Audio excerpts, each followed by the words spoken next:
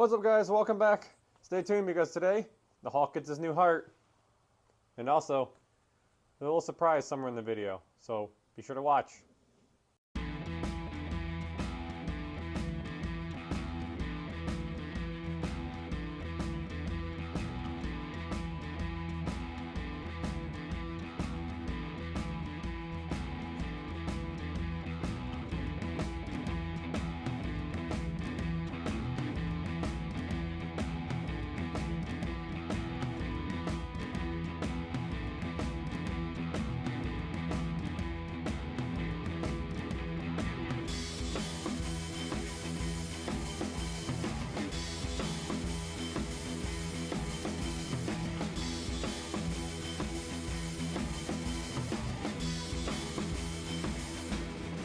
As you can see, we got the valve covers all painted up. Looking good. Yep, got a few more things to button up before this thing can go in the truck. So this is something I hear most nights when I'm out here working. See if you guys can hear it. Get over here on the other side of the bus.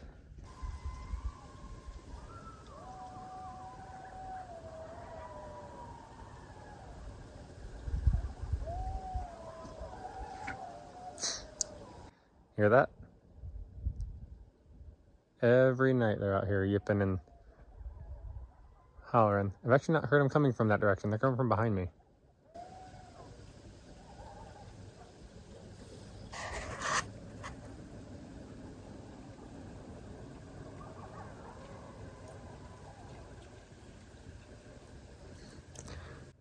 Kind of eerie with the almost full moon. All right, back to work. If you didn't know, that's coyotes. They're everywhere in Ohio. All right, now back to work. So since I had surprises with the last engine and I debated on pulling the pan off or not on that one, I'm glad I did.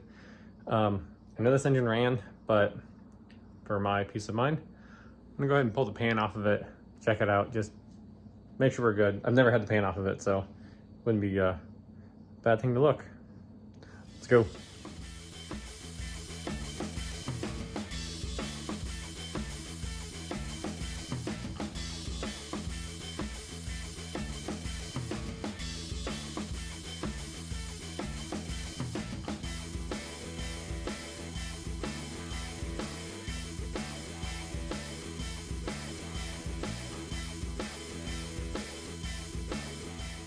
All right, pan is off. Anything scary? Still quite a bit of oil in there for draining the oil out of this thing. Oil doesn't look bad. It's dirty, but it's also been sitting. I have noticed the couple times I've had like the valve covers off this engine, it has been very clean inside. Very clean, much cleaner than that aviator engine. I don't think I've ever mentioned it. So the car that this came out of, the Mark 8, was wrecked hard in the driver's side. Hard enough that this strut tower was pushed over into the engine, actually pinching the engine. It broke the valve cover and broke the cam girdle on the exhaust cam. So I had to go to the junkyard and get a new cam girdle and replace the cam girdle and replace the valve cover. Yeah, this thing, the car that it was in, got smashed hard. So that could be what that piece of metal's from. But yeah, I'm gonna get this pan dumped out the rest of the way. Okay, oil pan's back on. I also had to walk out back when I pulled this engine out of the car, or out of the truck, a couple years ago. Yeah, apparently one of the dowels from the back of the block was stuck in the trans, so I had to go and dig that out, had to heat it up with a torch and all that good stuff. So let's try and set this thing in here. I might need to move the bike trailer, but here we go. Oh, big beast in here.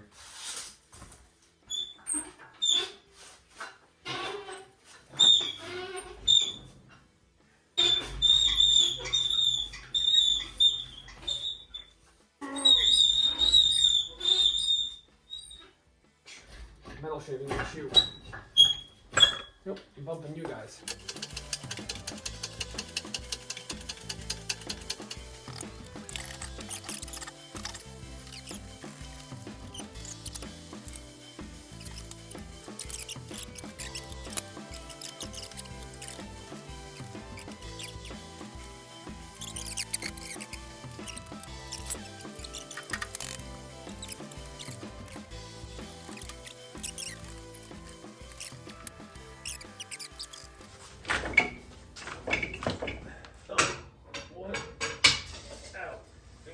Squishing all sorts of stuff over here.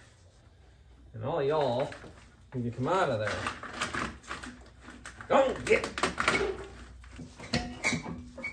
I'm dancing the game. Dancing the game? Dancing and playing the game? Something like that. Give me, no. The trans motion needs to come up a little bit. There we go.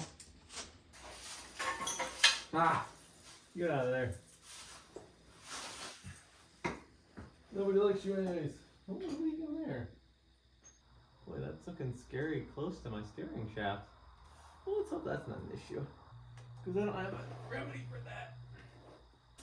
They need to come together. They need to kick. Oh, helps you go the right way, dummy. My head hurts. My neck's dying. Ooh, that's getting pinned. That's one bell housing bolt started. Why does it feel like it's gonna hit me in the head? I can wiggle you, but you're there. You go. Good wiggle. What are we sitting at? 32 minutes so far? Not terrible for by myself. Engine's in the rails. Still can't see anything with all the leaves. Ow, my head. Where's my other bolts? I don't know. Why am I seeing? Oh yeah. Got what I was doing already. We'll try and throw another bolt in here.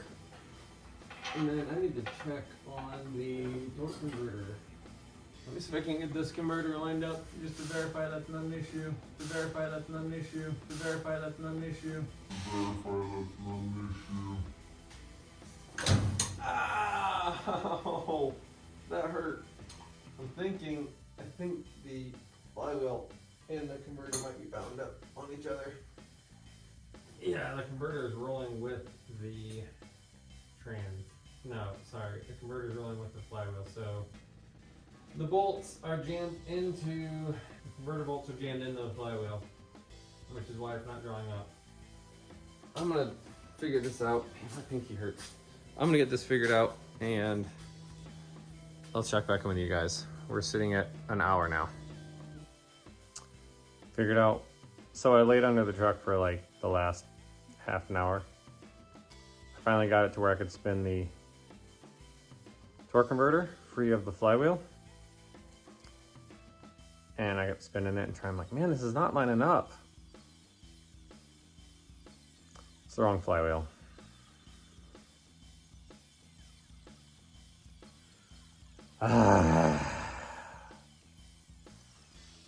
So the engine's got to come back out. And I got to take the flywheel, I'm guessing, off the 2 valve and put it on the 4 valve.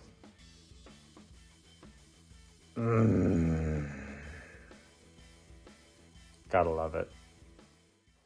So guys, this is one of the clips where the audio got all messed up with the microphone on my phone being all jacked up. So yeah, as you can see, I'm getting the engine pulled out, getting the old flywheel pulled off of the dual overhead cam, and I get the 2 valve flywheel pulled off and start kind of comparing them, trying to see if they fit. And I was noticing that the 2 valve flywheel was not lining up. And here you can see me spinning it around trying to line holes up. Holes were different. Sure enough, it fit the converter because obviously that's one of those with, but the holes were different. So took some drastic measures and just decided to enlarge the holes that were already in the Mark 8 flywheel. It looks like they kind of pre-put them there. They're just not the right size, so I just took a step bit and blew the holes out bigger and solved the flywheel issue. So here we're going to throw the converter back on, or throw the flywheel back on. And I also checked the converter to make sure that it would fit in the crank, the snout of the converter into the crank. So get this thing all snugged up and get this thing thrown back in the Hawk and be right back where we were 24 hours ago.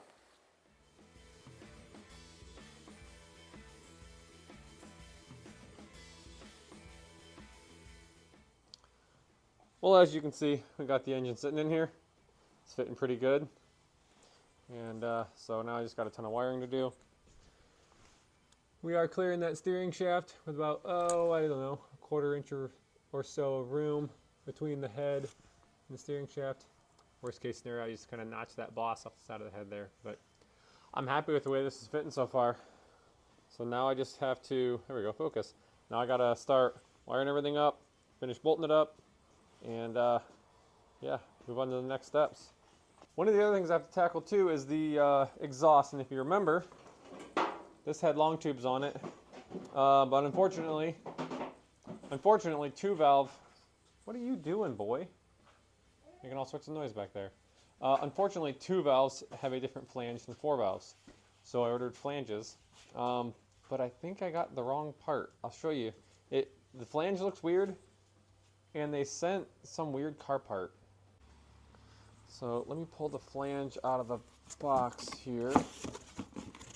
Like I said, it's a weird looking flange and some car part that I don't recognize.